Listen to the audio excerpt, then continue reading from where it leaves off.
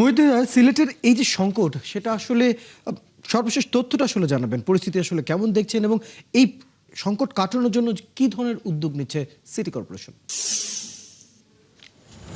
Royal, আপনাকে ধন্যবাদ।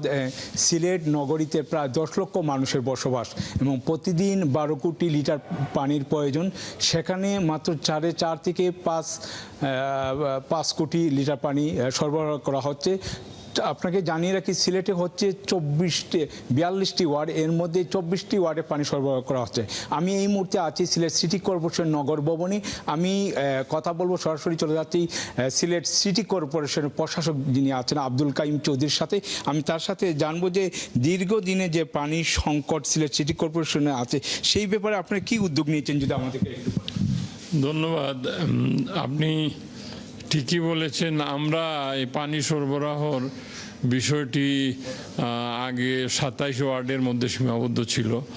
এখন সম্প্রসারিত আরও 15টি ওয়ার্ড, মোট 42টি ওয়ার্ডে এখন পানি সরবরাহের প্রয়োজন। আমরা যদিও আমাদের একটা ওয়াটার ট্রিটমেন্ট প্ল্যান্ট আছে, সেখান থেকেই আমরা করছি। এখন পানির একটু শুষ্ক মৌসুমে একটু ক্রাইসিস হয়, যেটা এখন চলছে, তখন আমরা রেশনিং করে সব এলাকাতেই পানি সরবরাহ করছি। এবং আমরা সম্প্রসারণের জন্য স্বল্পমেয়াদী এবং দীর্ঘমেয়াদী দুইটি পরিকল্পনা হাতে নিয়েছি। একটি হচ্ছে আমরা ডিপ টিউবওয়েল মাধ্যমে পানিগুলা আমরা টেন্ডার করেছি এবং কাজও চলছে এইগুলো সরবরাহ করা। আর আরও একটি বড় আকারের প্রকল্প নিয়েছি, যেটা সিলেট শহরের থেকে একটু দূরবর্তী চেঙ্গেরখাল নদী থেকে পানি উত্তোলন করে শোধনাগার করে আমরা এই পানি সরবরাহ করব এবং দ্বিতীয় প্রকল্প কুশিয়ারা থেকে পানি নিয়ে আসব। তো সুতরাং এই প্রকল্প বাস্তবায়ন করতে যে সময় লাগবে, এর আগে স্বল্পমেয়াদী যে উদ্যোগগুলো নিয়েছি এই উদ্যোগে হয়তোবা আমাদের পানির চাহিদা 100% পূরণ না হলেও মানুষের চাহিদা আমরা পূরণ করতে পারবো। কয় মাস লাগতে পারে আপনারা? স্বল্পমেয়াদী যে পরিকল্পনাটি সেটি কাজ চলমান আছে।